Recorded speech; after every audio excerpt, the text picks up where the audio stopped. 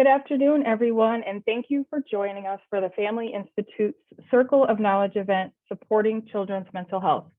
My name is Crystal Reynolds, and I am the Director of Marketing and Communications here at the Family Institute at Northwestern University.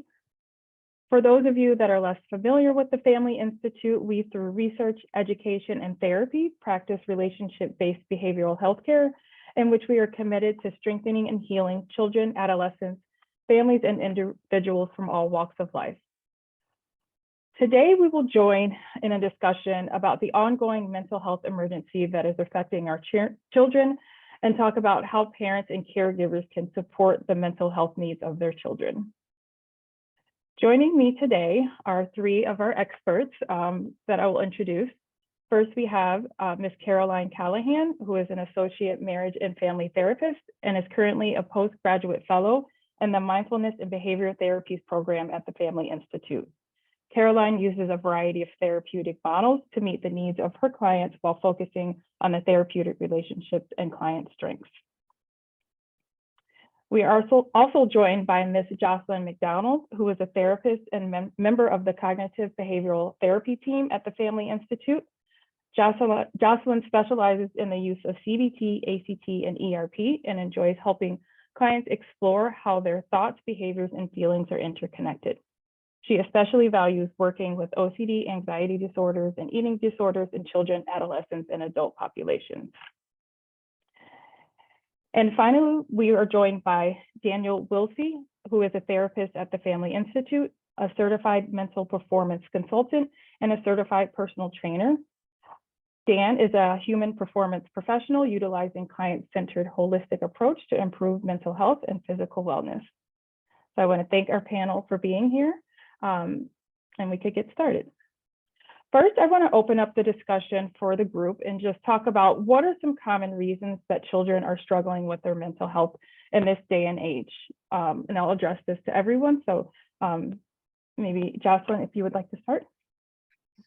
Yeah, sure. So I think a lot about the last 3 years post kind of COVID era and just the impact that I think disrupted schedules had on our kids and teens.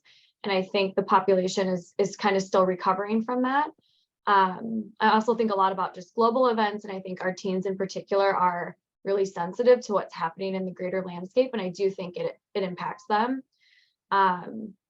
And kind of like the third big bucket I often think about is technology. And I'm sure we'll talk a lot about that today, just in terms of social media and the really important social piece of development that, kids and teens need. And very often we can kind of see just those differences in connection where, a teen thinks maybe they're connecting via social media, and kind of as adults and clinicians, we can see that there's kind of a lack of connection. So I think about some of those big buckets.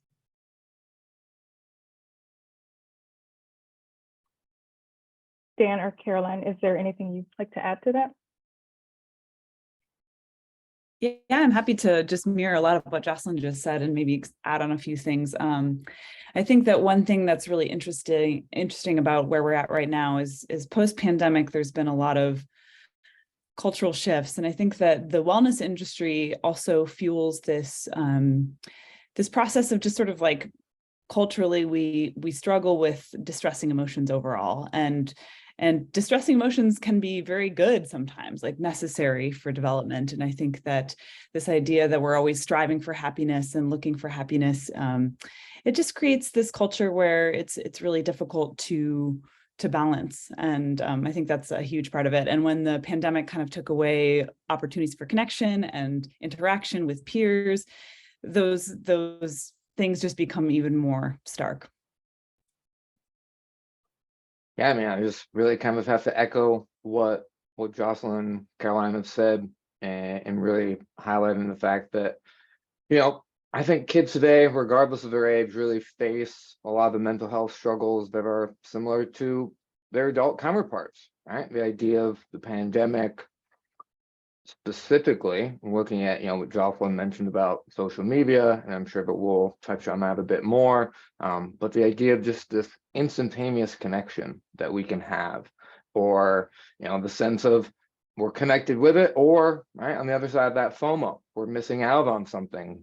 And really sort of that, what I conceptualize it as is, right, it's the isolation versus inclusion element that this connectedness has brought, and everything. No, that's really great. One of the common things that comes up is what's normal versus when should I be concerned? So I know, Caroline, maybe we'll start with you. What are some normal development aspects of children? And I know you particularly work with adolescents, and what are some key indicators that this maybe not is normal behavior, and maybe it's an indicator that my child or someone's child may be struggling with their mental health? Yeah, this is a great question. And I think that just to give a little bit more background, is before I became a therapist, I was a teacher. And so I worked with middle school aged, mostly girls. I worked in all girls school, 6th, 7th, and 8th grade.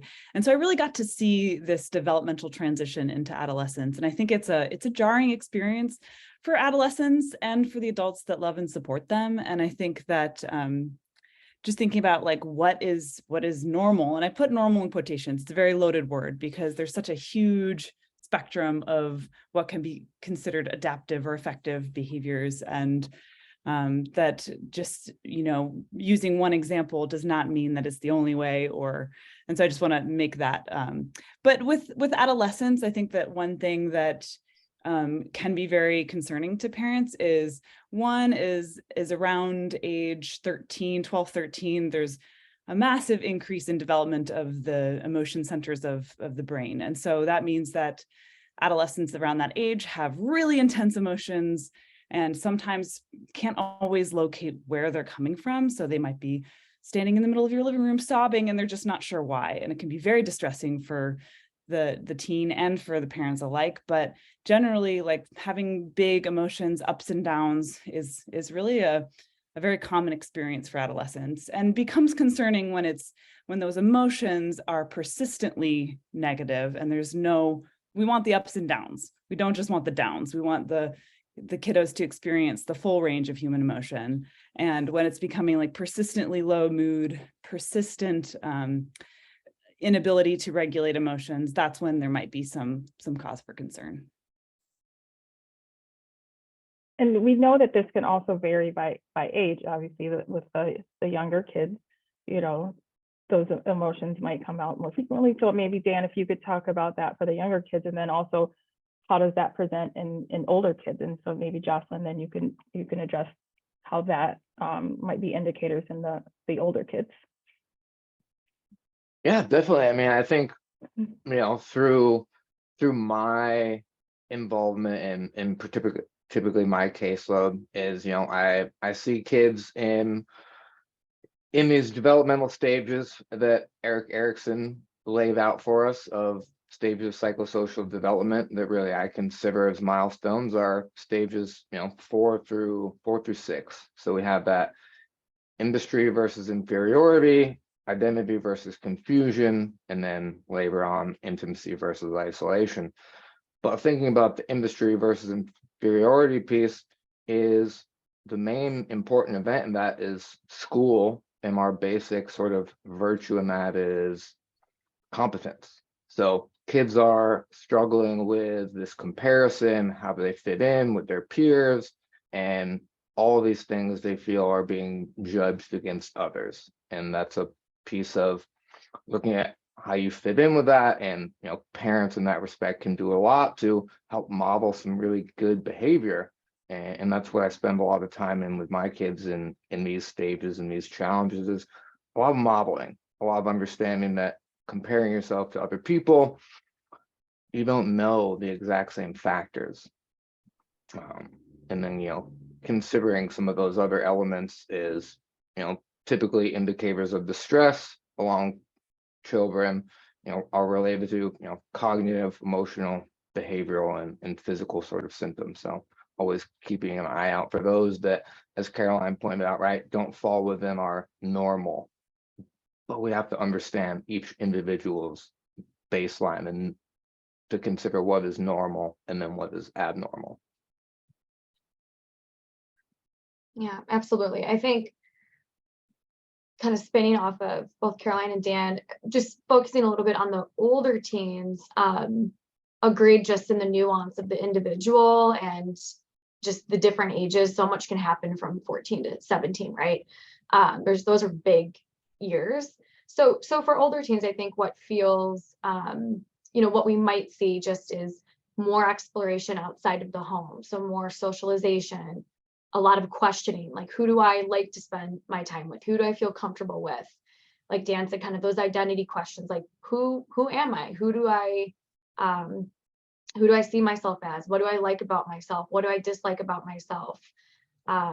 What are my interests? What are my opinions? Who am I attracted to romantically? And we might start seeing, a little bit more resistance against authority, if that makes sense, right? Because the socialization can often be outside of the home at that point. So when I start to think about, what maybe indicates mental health struggles, agreed with Dan and Caroline, it's when some of that pushback starts to persist. So if, you saw maybe a teen really struggling with like a lot of irritability or like very persistent down or high moods. And just in general, like I always look for like some of the external signs, isolation, withdraw. So, you might think a teen, doesn't want to come down for dinner. They don't want to, go to the store with their parents anymore. Like that might be typical, but are we seeing just like more pervasive withdrawal and isolation? Are they refusing to go to school? Are they no longer doing things that they used to do? So things that feel like they're sticking a little bit more than maybe versus just, some of that identity exploration. So parents like, oh, well, you used to love to play soccer, and like maybe they just don't like to play soccer anymore. That's something they're exploring, but it's more so like they like to play soccer. There's something going on mentally where they're not able to make it anymore. So kind of a big question. Hopefully that made sense. No, absolutely. And as a parent or a caregiver or someone that might be involved in the child's life, once they start to recognize some of these indicators and they recognize that their child may be struggling with their mental health, how do you recommend that they approach this topic? And, obviously this can differ for elementary children versus adolescents. So maybe just talk to us a little bit about how you would really approach that topic. Dan, if you'd like to start. Such a great question. And bringing it up, right, is how do we have this conversation? How do we bring these things up? And I mean, first and foremost, I think that raising the topic of mental health, we certainly have to consider age and other developmental factors, right? What's their culture, origin, race, ethnicity, things like that. Getting back to that, essentially what's normal in a culture. But along those lines is looking at parents, caregivers should really bring the issue up pre-planned time, and along with that there's really no magic formula and indeed no perfect time to bring this up. But the idea of having it scheduled so that the family is prepared to have the discussion, and the idea always from my perspective of practice and rehearsal and imagery and imaginal experiences, parents should rehearse what they're going to say. The imaginal physical practice allows for assertive communication to come through, in which there can be mutual respect, diplomacy, but also some directness in there. And the idea of being able to highlight and note the evidence of the indicators, right? What they're seeing, behavior, mood, thought changes, things Jocelyn perfectly highlighted and really segued in nicely for this conversation from the last question. And through this sort of evidence-based discussion, makes the conversation more relevant, age appropriate, and of course, what we all need, facts. It's factual. And then, I think one of the pieces with younger kids, the goal for children, understanding what constitutes acceptable behavior and then the consequences of that negative behavior. If you have those things pre-planned and squared away within the family, it makes it a lot easier to sort of highlight some of the changes and things that aren't meeting the objectives. And then I think in my last piece on that is looking at, for adolescents specifically, I feel it's about understanding and not judging, right? Meeting them where they're at and understanding, you know, we were all adolescents once. And if we can reflect and remember that, it helps conceptualize some of the things that maybe they're going through that parents, caregivers have perhaps forgot about when they were adolescents.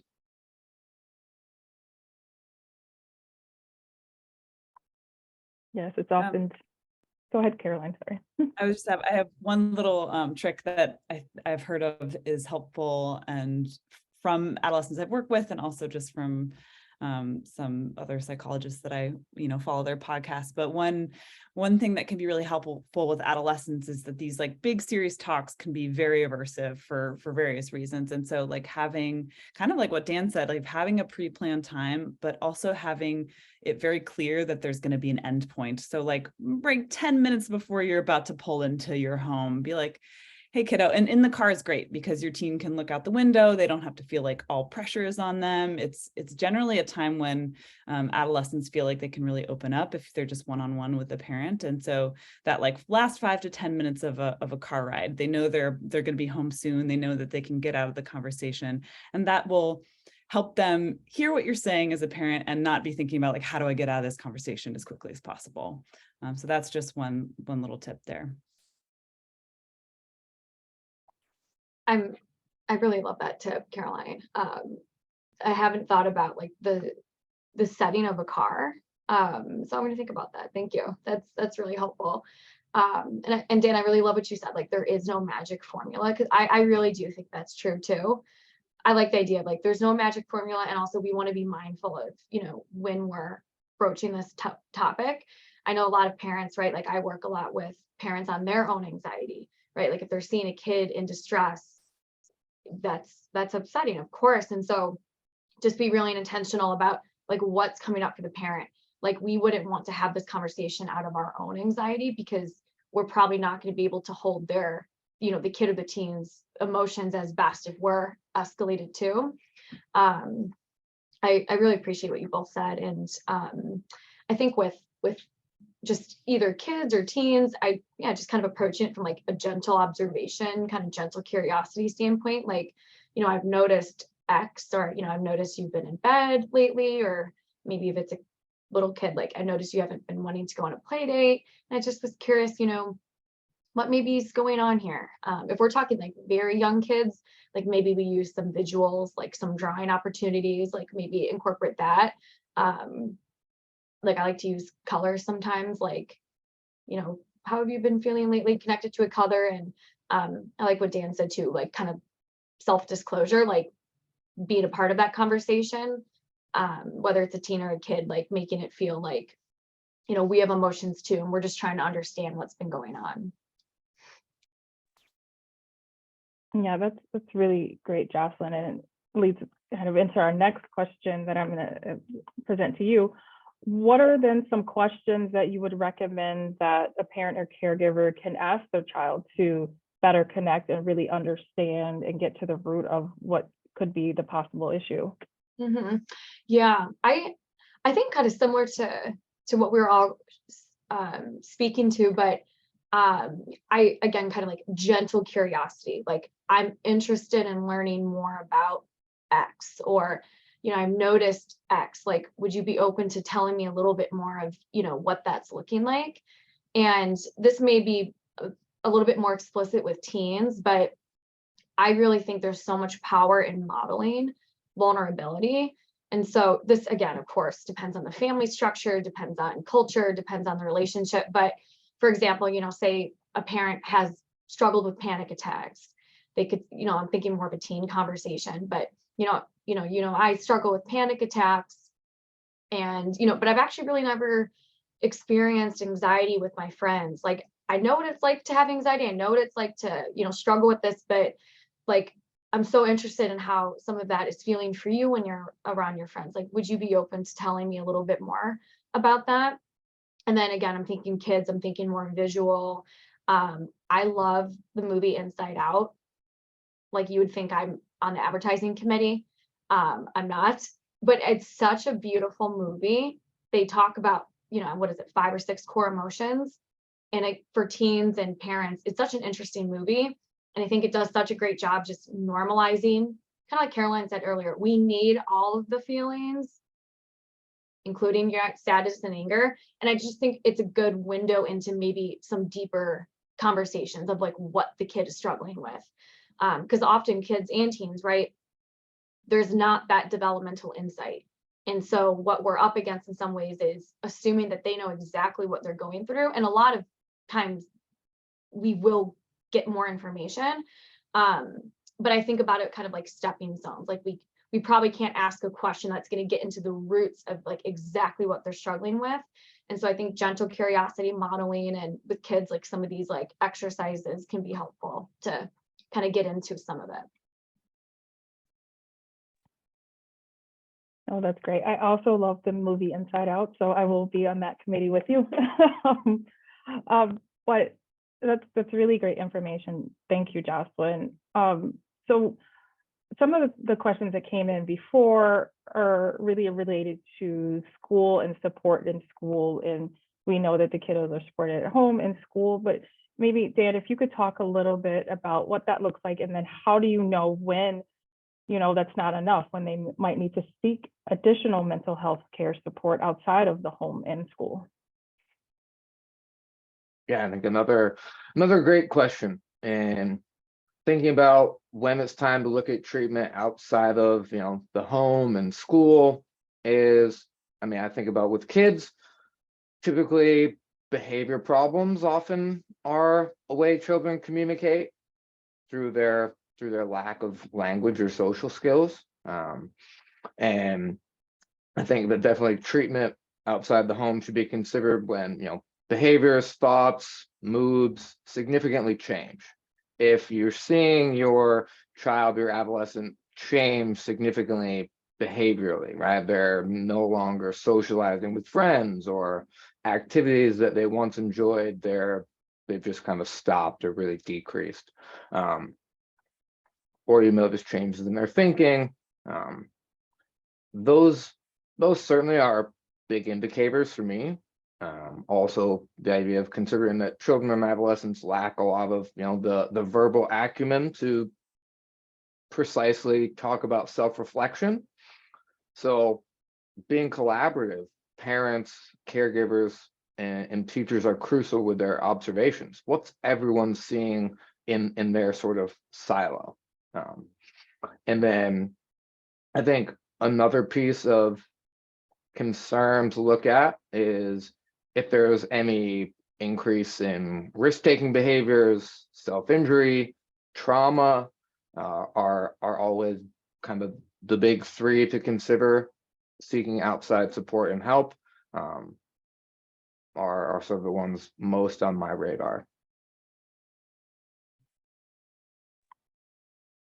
Caroline or Jocelyn, is there anything else that you would like to add about what are some signs of when they should seek mental health care outside of the home or school?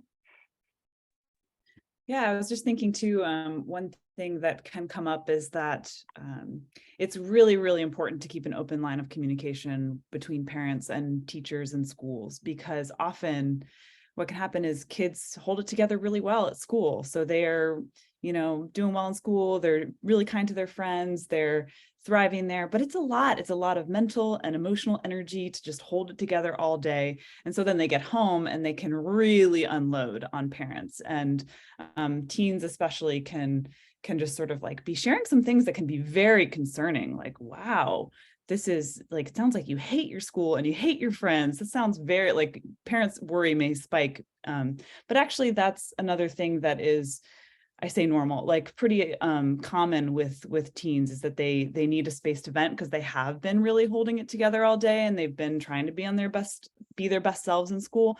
And so that's why that open line of communication can be so vital. So you can check in with teachers, check in with the school. They spend so much time with your kids and they get to see your kids in a lot of different contexts. So that's just really a plug to keep that line of communication open. And then teachers and administrators at the school can help you come up with a plan if you are both noticing things that are really concerning. Yeah, I want to emphasize that too, because I think it's not always clear that that's a service like clinicians and us as therapists will provide too. Like I think Dan and Caroline, you both have referenced, like if I have a kid or a teen on my caseload, I want to have, an open line of communication with the social worker, whoever it is, that can get a sense of what's happening at school, because like Caroline said, there's very sometimes distinct spheres, and sometimes in reverse too. Like I'm working with some kids where at home everything is fine, but at school is where most of the stressors are. And so from the parents' perspective is everything's fine, but at school, right, there's all these behavioral things going on. And so, it's usually not, black and white. Like usually it's, it's just the unique piece of, I think, being a kid and a teen is like school is a huge piece of their development. There's so much peer involvement and the academic stress, and just as they get older, like the pressure. And so having a window into what's going on at school for me as a therapist is vital, because it only helps me be able to really get a sense of the full picture. Because similarly, a teen might present, or a kid might present very differently in the therapy room. I'm certainly not their peers. And so what gets activated around kids, might not with me too. But agreed, I always look at with kids and teens, kind of 3 domains of functioning and distress: school, home, and peers. So I agree with my colleagues on all that. And kind of like we mentioned, just, I think, Dan, I want to emphasize that too, like the irritability, mood, behavioral piece is often a way kids communicate. Anger usually is more accessible than sadness, for example, or anxiety. So irritability actually is a symptom of anxiety that we often we don't quite understand, because we just see the behavior, but underneath there could be a lot of, other feelings too. Yeah, I agree with my colleagues on this. No, thank you. That's really helpful. And how would you recommend handling a situation when a child, you've identified that they are struggling with their mental health, but they're resistant to outside help? So they don't necessarily want to seek therapy, or if medication might be recommended and they're resistant to that. What are some recommendations that you have? Caroline, I'll start with you. Yeah, it's a tricky thing, because it's really understandable that kids and teens might be a little resistant to therapy. Complete stranger, have to be emotionally vulnerable with a complete stranger, somebody that your parents are kind of like, you really need to go see this person. And so I think that, just empathizing and validating that it is can be a bit of a hill to climb to get kids into therapy, because it is a really intense process. And I think that a nice strategy, if you're talking to the school and you're just really realizing that this kid does need outside support and they're experiencing a lot of resistance, a nice thing is just to give options, and to maybe say something like, okay, so it sounds like therapy sounds intense to you. Maybe would you be interested in talking to your pediatrician first? Or would you be interested in doing a session, like a family therapy session, and I'll be there with you? So giving options for kids, because they might not know what's available, and probably don't, right? There's so many options out there for treatment. And I think that providing a choice can sometimes feel really empowering, so that the kid feels like they have some control. I think if their parents are expressing a lot of concern for them, it may feel all of a sudden like everything is really getting out of control, and that can be really scary, really intimidating. And so giving some choice, giving some agency, and then lots of validation and emotional support from the parents. Dan or Jocelyn, do you have any additional recommendations for parents or caregivers? Yeah, I'd echo what Caroline said. I love the idea of options, especially for teens. If we're on the extreme end of like a lot of refusal and hesitation,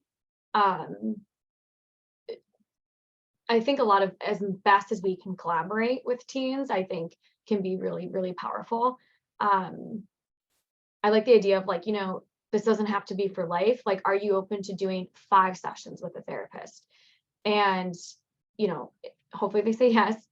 And if so, right, like, you know, we're not, as therapists, you know, we're not, you know, we can't guarantee they'll continue to engage, but, you know, if the therapist is training kids and teens, we'll absolutely be doing our best to facilitate a relationship in which the kid realizes, the teen realizes, like, okay, this isn't so bad after all. Like, this isn't, you know, what I thought it would be. And then often, like, we can see continued engagement, but I've noticed a lot with parents of being like, can you just give it 5 sessions? And if you absolutely hate it, that's okay too. With kids, you might have a little bit more buy-in. So I know this might elicit different reactions with different parents, but I've worked a lot with parents where, if there's like absolute refusal of like attaching therapy to like some type of reward plan, like once you go to therapy, you know, we get a sweet treat after, or, you know, you earn some, you know, dinner with dad or whatever it is. And it can work. It can. So we wouldn't want it to view like a punishment consequence type, but more of like a reward. And like often if the reward is incentivizing enough, we're talking with kids here, that could be, again, a good window in, and then the therapist can kind of take over from there. But something that I always explain to with kids or with parents is how to talk about what therapy is. So I always say, like, you know, you go to the doctor when you're sick for your body, or you go to the dentist for your teeth, and you know, we're going to go see someone for your mind, and, you know, putting whatever language makes sense.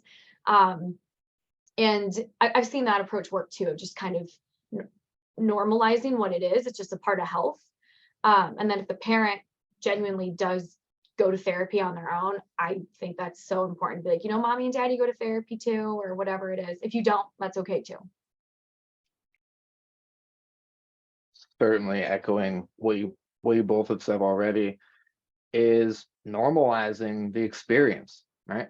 Therapy, thankfully, is starting to become a bit more mainstream in a lot of circles where it has been difficult and challenging to get into before.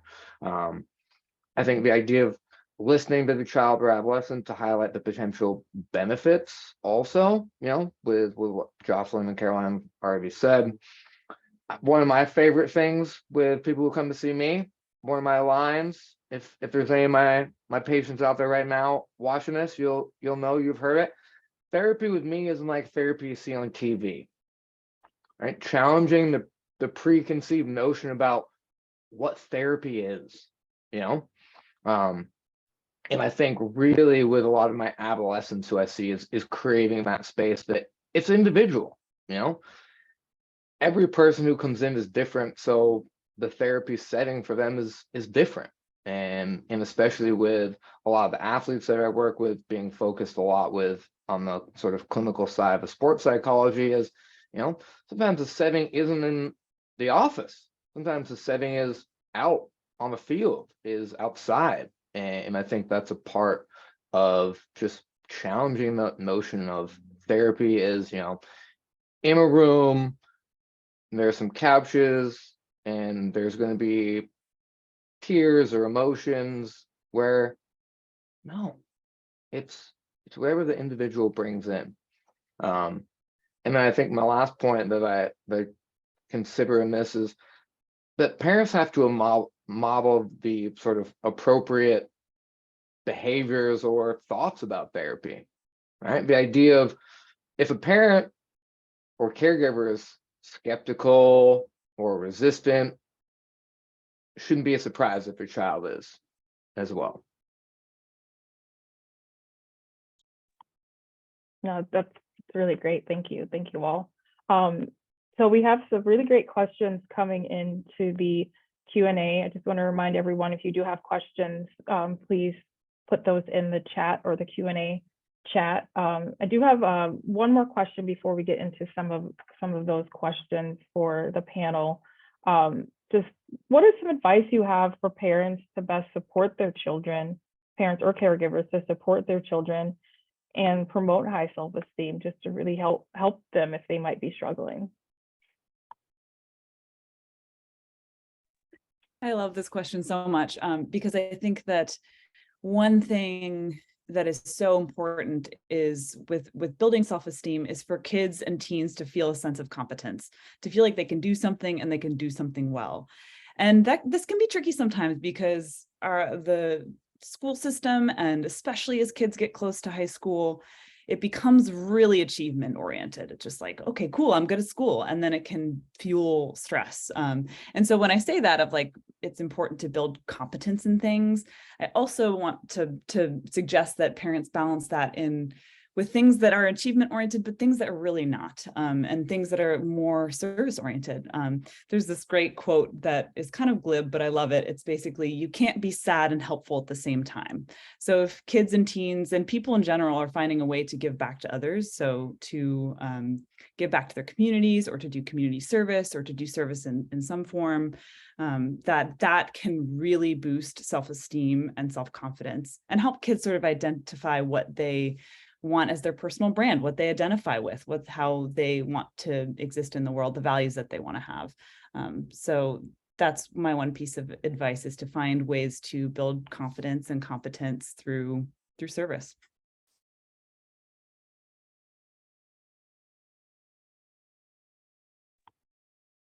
Great. Dan or Jocelyn, is there anything you want to add, or we could go right into the Q&A? I'll add something real quick. And Caroline, I love what you said. Like, yeah, school can have, like, not always, but like a very achievement kind of punitive system to it. Again, not always. But I'm sure you can speak so much to that, just being a former teacher, which I'd love to pick your brain. But I think too, like, validate. And you don't have to understand why, or you don't even have to agree with, what it is that feels like a win for them, but validating it from a parent anyway can be so powerful. So, if a kid's struggling mentally, let's say to get to school at all, like they're just struggling to get to school. And let's say, the next day they get to school, but it's late. Like, let's say they get in at like literally even like 12 p.m. You might have to kind of sit with your feelings around that, but that is a win for them, probably in so many different ways. And so we want to validate and celebrate small successes too. Like, that's a win. So if a kid's, really struggling to get to school, it's going to be hard for them to go from, not going to going. And so how can we help facilitate and validate and support those little wins too? And also just be on lookout for those, because they're not going to be as obvious. And just, continue to validate. And I think just model good communication around that. Yeah, man, I think the idea really highlights for me the four sort of elements of social support, right? Emotional, tangible, informational, and social. Parents can provide support to their child, adolescent along those four sort of pillars, right? Essential, creating greater resilience, a sense of self-security, self-esteem, both physical and mental wellness.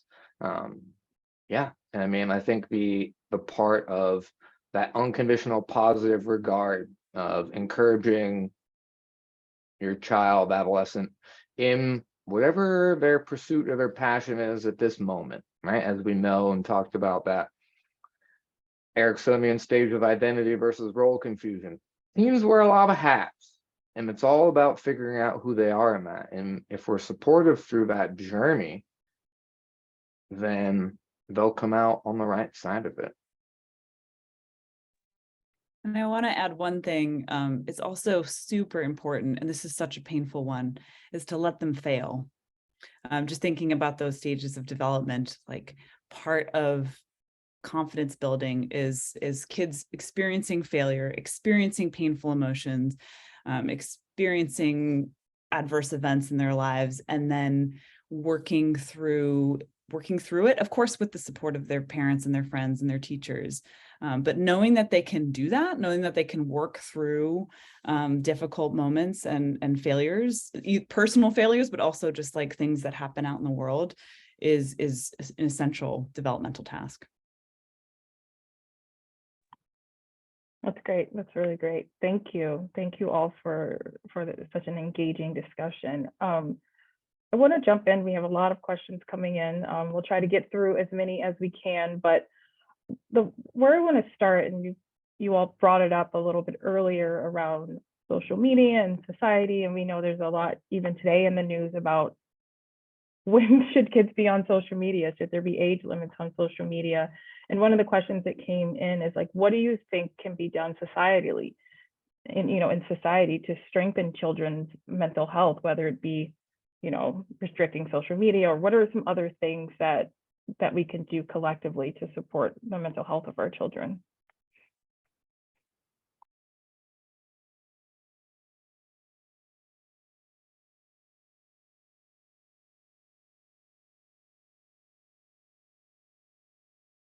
What a great question. And I think societally, we got some lofty goals there. I think as individuals, as parents, as caregivers, as professionals, we can think about always being able to challenge sort of what social media is, right? With a lot of the adolescents I see, my go-to response, right? Also, if there's any of my patients out there watching, you've heard this before, is social media is a curated experience.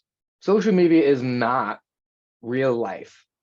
It is curated experience of what someone wants to share about what's going on. So you have to view that through the lens. Yeah, people post things, super awesome, cool spots that they go, that they visit when they're happy. When they're not posting, when they're not feeling well, right? And so looking at that and understanding that social media isn't a window of real life. It's a mirror, it's a lens in which life is viewed through. And so there's a piece of where we need to understand that societally and think about, how many takes, how many edits, how many cuts did it take to get that image, that reel, that whatever we're holding our standard to.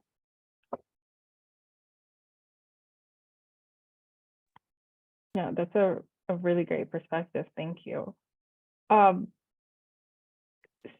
Speaking more towards just how parents can help and support, and this is kind of, we talked about in the last question that I asked. Once a child, they're in therapy, what's the most effective way for a parent to communicate and check in with a therapist and work with you as a team? I can start this one off. I think many clinicians might have like their own maybe policy around this. Maybe it's explicit. So like if I'm working with a teen, or a newer teen, I might tell the parent, typically, like it might be beneficial for us to have, okay, I should back up. It depends on the age. So if I do think parent involvement would be helpful from my lens, I'm going to tell the parent at the beginning, like typically what that format is, especially for younger kids. Parents probably will be more involved. There'll be more updates.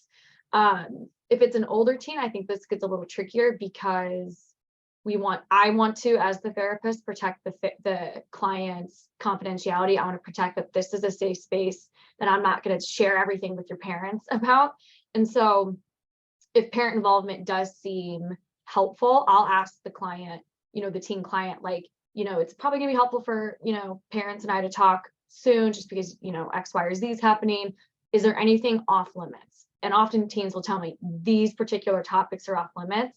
And so I'm able to still update, check in with parents in a way that protects the relationship with the client, but giving the parent information.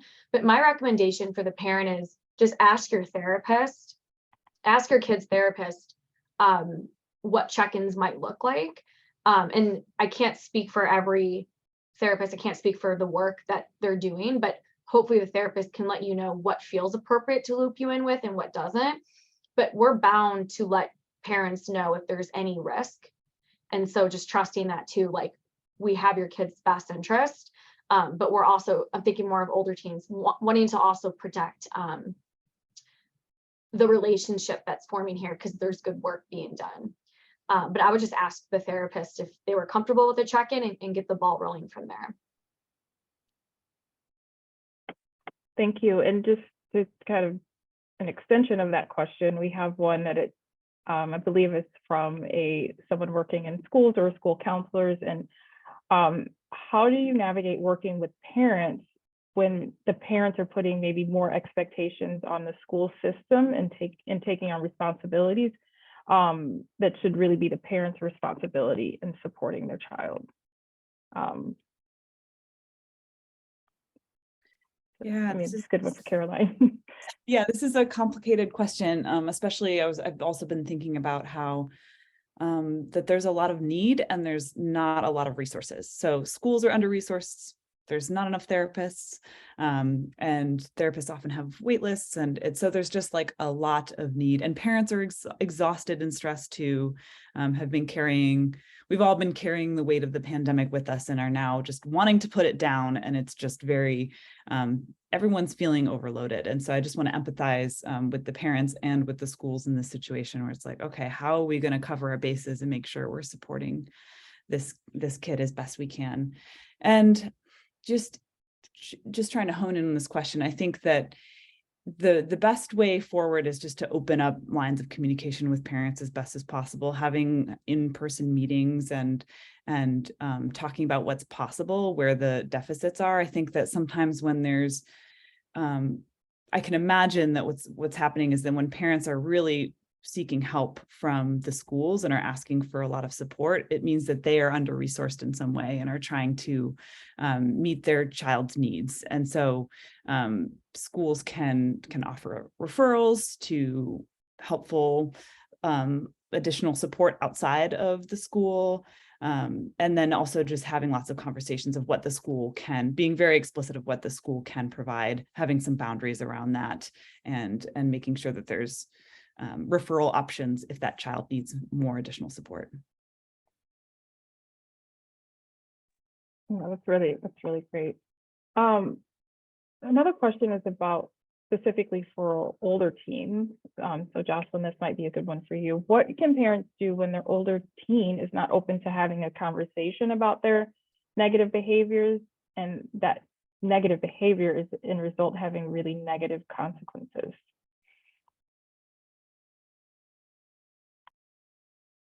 This is so tough. Like this might be one of the stickiest points I often find with parents too.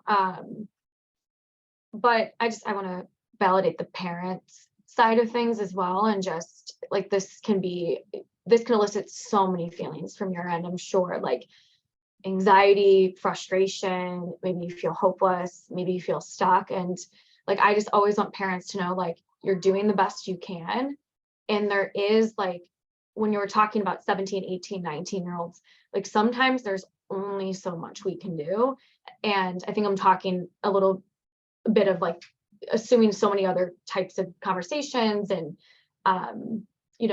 curiosity has happened and modeling has happened, and I'm kind of jumping towards like the end, like there's just that complete refusal. It's tough because we can't force teens into the work. And so again, kind of thinking about a little bit more of this extreme side of things, thinking if you've troubleshooted, options A through Z at this point, I think what we can do at that point is just continue to let the teen know that we're there for them. If they, come around and they're wanting to talk more, do some of that work, like we're here.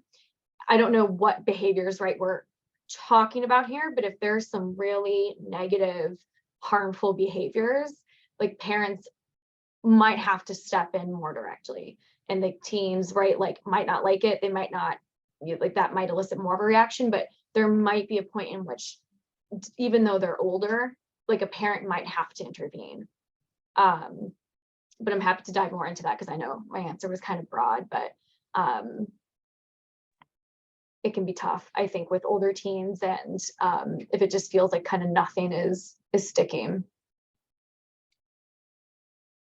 I'm going to ask the kind of the opposite of that question. Another one that came is that what if the child is, or the teenager is wants to seek therapy, but the parents will not take them. I know you had talked about they need to be some mutual understanding of what therapy is and how it can support. So if the teen is ready to seek therapy and their parents won't take them, what are some options for that teenager?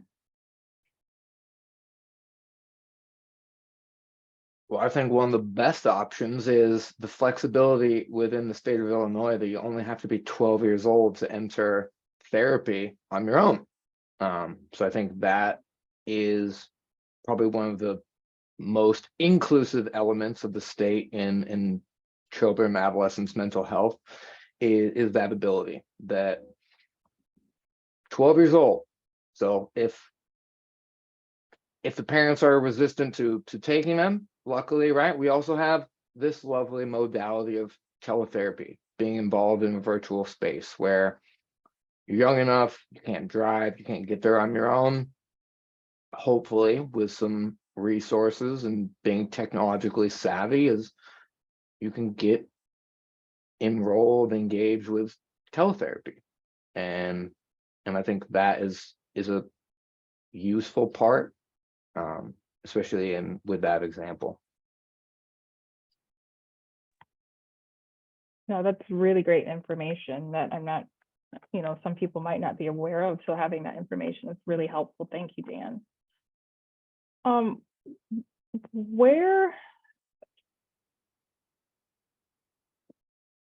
What are some small steps that parents can do to build a healthy relationship? We've kind of talked about a lot of things here, but what's just some small steps that parents can do to build a healthy relationship, especially when there's history of there being really intense arguments or not getting along?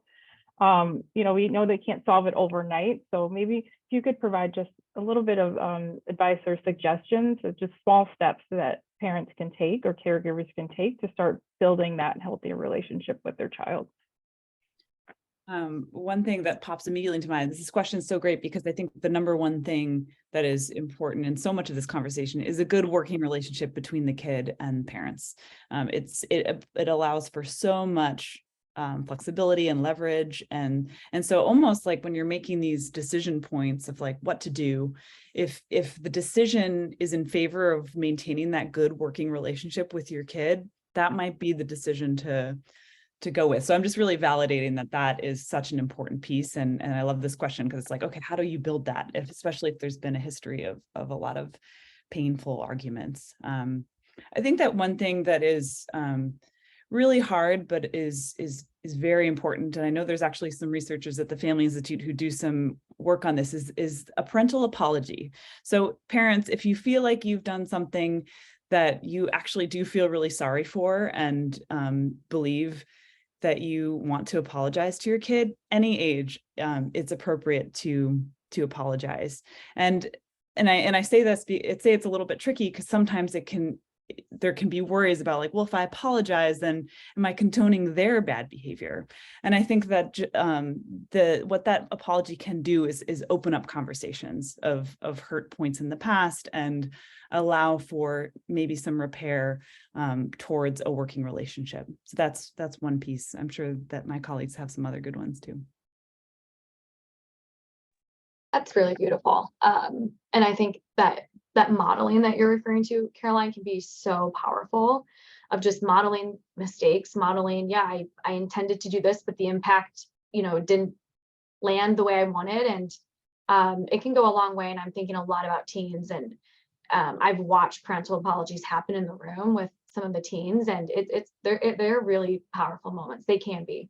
But quickly, I think something that comes up for me is to strengthen the parent-child relationship, teen as well, is just spending a little bit of quality time, not talking about the stressors of life, not talking about the teen kids' mental health, not talking about, any of like the daily to-dos, just taking some time to have some fun, whatever that looks like, whatever activity might be entertaining for the kid and the teen, and just having some of that positive, undisrupted time together. It doesn't need to be, a full trip to Disneyland or, a full shopping spree with the teen.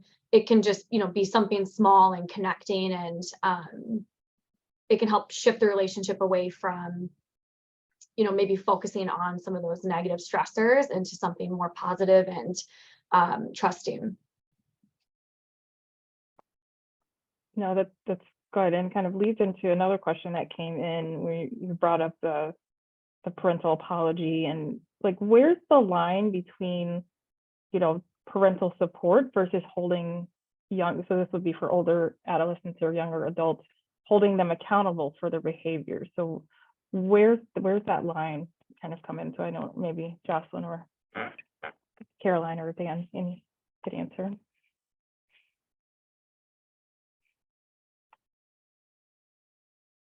I think it depends. And I think that just the individual relationship, it's gonna shift for every parent child dyad, or triad, or however many. But I would add that it's really important, and I think that actually teens, especially older teens, can be in conversations around what are the boundaries, what are the limits of how much behavior is going to be tolerated in the home. And I think another important piece of that is just is validating that often natural consequences are punishment enough. That teenagers that are making mistakes, let's say they fail a test, they probably don't need additional, it depends, again, they probably don't need additional punishments from home, because especially if they're moderately engaged in school, that is going to be pretty significant in terms of a knock on their self-esteem, and just is going to feel really bad. So there's that element to it. But I think that bringing kids and teens into conversations around, here are the consequences, and really this is the hard part for parents, is when the kid crosses that boundary, holding those consequences. And it can be very painful, because of course there's so many additional factors that come into play when kids are struggling, especially with behavioral things. And but holding those boundaries are really important, because you don't want to reinforce this idea that they can get away with everything, because it's not realistic. Thank you. And we have a lot more questions, but unfortunately we are out of time. But I want to thank you to the panel for all of your insight. This has been really great and really helpful, especially for me as a parent as well. This has been really great. And I want to thank everyone for attending and submitting your questions. Again, this has been recorded, and we will share this out with everyone. So thank you again, and have a good afternoon.